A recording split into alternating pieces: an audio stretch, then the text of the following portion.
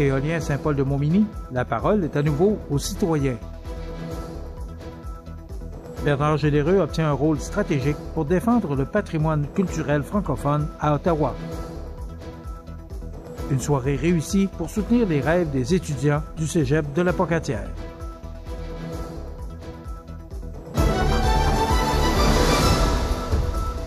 Mercredi 18 juin 2025. Bonjour mesdames et messieurs et bienvenue à votre bulletin d'information sur le réseau de télévision CMA TV. Le Bureau d'audience publique sur l'environnement, le BAP, annonce la tenue de la deuxième partie de l'audience publique concernant les projets de parcs éoliens à Saint-Paul-de-Montmagny et dans la forêt domaniale située dans la MRC de Montmagny.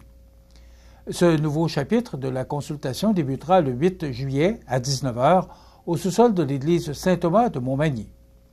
Cette seconde phase est entièrement consacrée à l'audition des mémoires, opinions verbales et suggestions émanant de citoyens, d'organismes, de groupes ou de municipalités souhaitant faire entendre leur point de vue. Ces interventions, orales ou écrites, viendront enrichir la réflexion de la commission présidée par Marie-Ève Fortin, accompagnée du commissaire Georges Landman-Fang-Poten.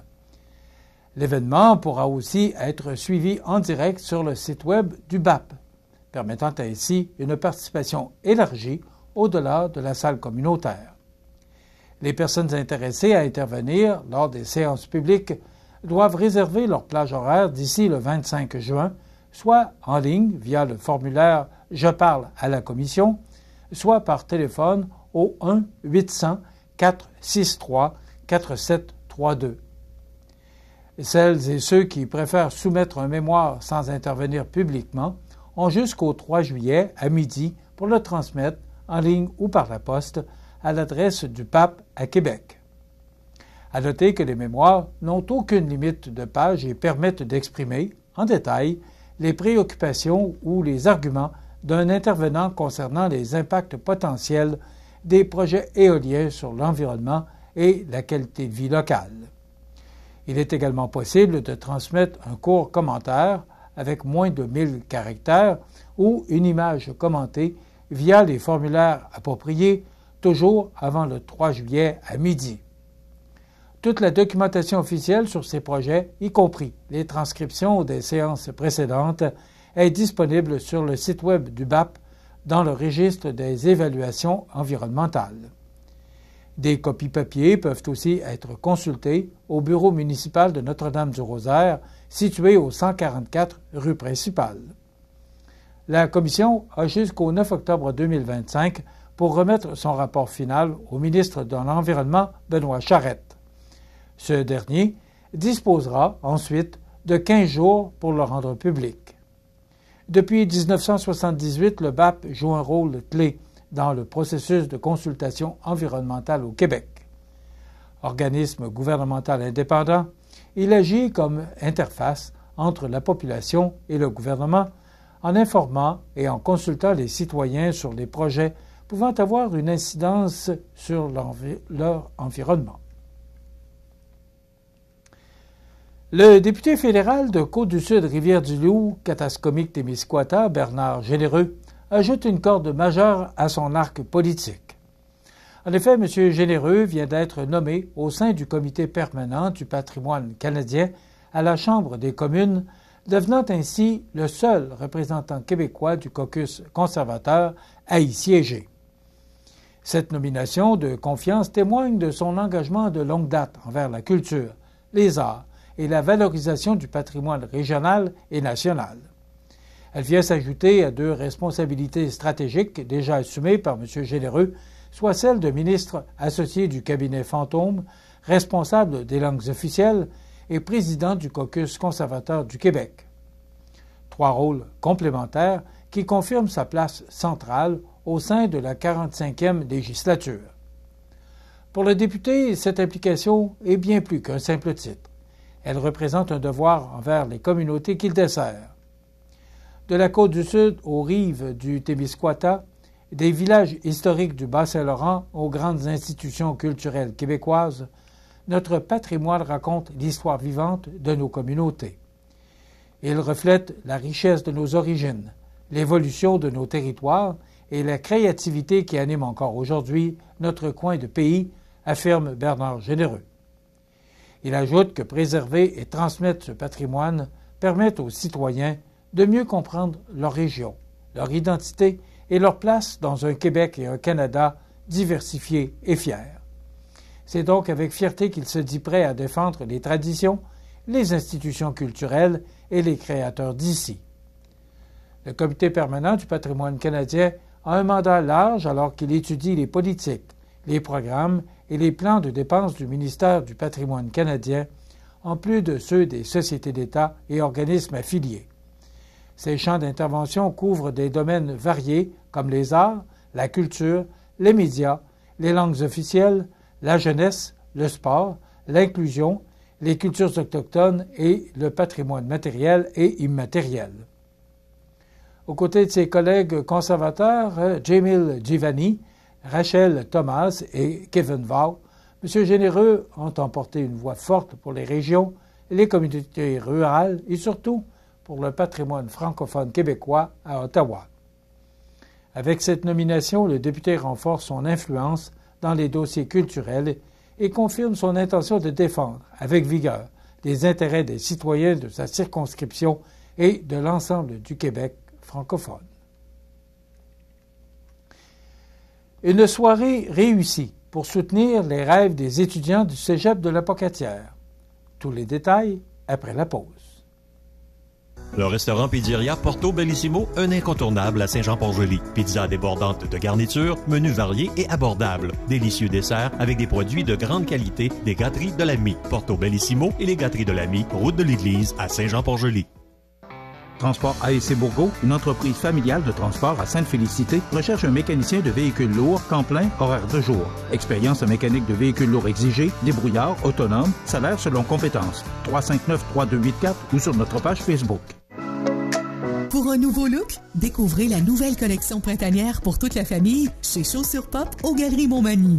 Une équipe dynamique et un service personnalisé vous attendent chez Chaussures Pop aux Galeries Montmagny ou chaussurepop.com.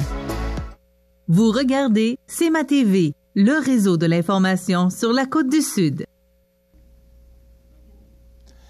La Fondation du Cégep de la Pocatière a frappé un grand coup lors de la 3e édition de son cocktail dînatoire des Jardins tenu le jeudi 5 juin dernier au club de golf de Saint-Pacôme.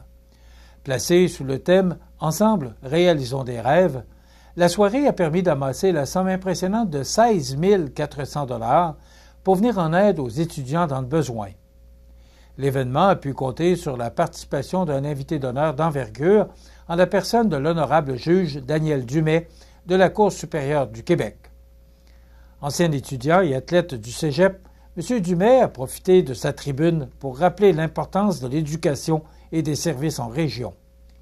Il a aussi témoigné de l'impact durable de son passage à la Pocatière, tant sur le plan académique que sportif. Grâce à la générosité des invités, au soutien du partenaire financier des Jardins, aux dons reçus, ainsi qu'à la vente de billets moitié-moitié, qui a rapporté 860 $, la Fondation poursuit sa mission d'appuyer concrètement la réussite étudiante. Lors de son allocution, le président de la Fondation, Régent Lemieux, a souligné plusieurs initiatives rendues possibles grâce au fonds « Ensemble, réalisons des rêves ».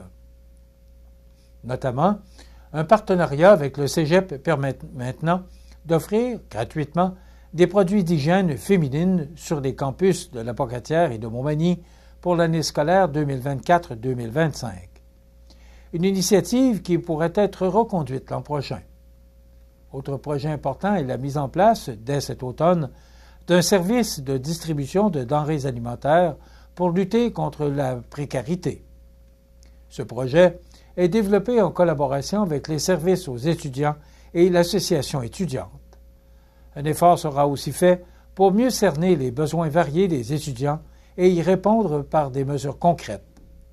Sur le plan sportif, la Fondation a également annoncé la création d'un nouveau fonds dédié au sport d'excellence.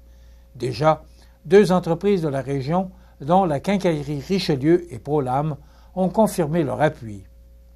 Ce fonds vise à offrir du soutien adapté aux quelques 170 athlètes du Cégep leur permettant de poursuivre leurs rêves sportifs sans négliger leurs études. Enfin, la Fondation a tenu à remercier chaleureusement tous les donateurs et partenaires pour leur engagement, qui contribue directement à la réussite académique, personnelle et parascolaire des étudiants du Cégep de la Pocatière.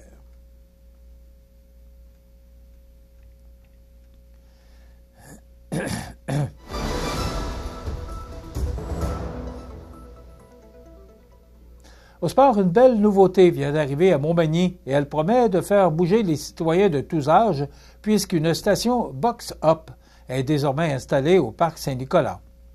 Cette station intelligente et autonome permet à la population d'emprunter gratuitement du matériel sportif 24 heures sur 24, 7 jours sur 7. En effet, grâce à un partenariat entre la Ville de Montmagny, l'Unité régionale de loisirs et de sport de la Chaudière-Appalaches et le programme Projet Circonflexe Prêt pour bouger, les Magny-Montois ont désormais accès à une solution de loisirs novatrice, simple et conviviale. Le concept est bien pensé, alors qu'il suffit de télécharger l'application mobile Box-Up, disponible sur l'App Store et Google Play, pour avoir accès au contenu de la station. Une fois sur place, les utilisateurs peuvent emprunter, sans frais, divers équipements sportifs tels que des raquettes de pickleball, un frisbee, un ballon de volleyball, un ballon de basketball ou encore un jeu de pétanque. Le tout se fait sans frais. Le tout se fait sans personnel grâce à une bonne connectée alimentée à l'énergie solaire.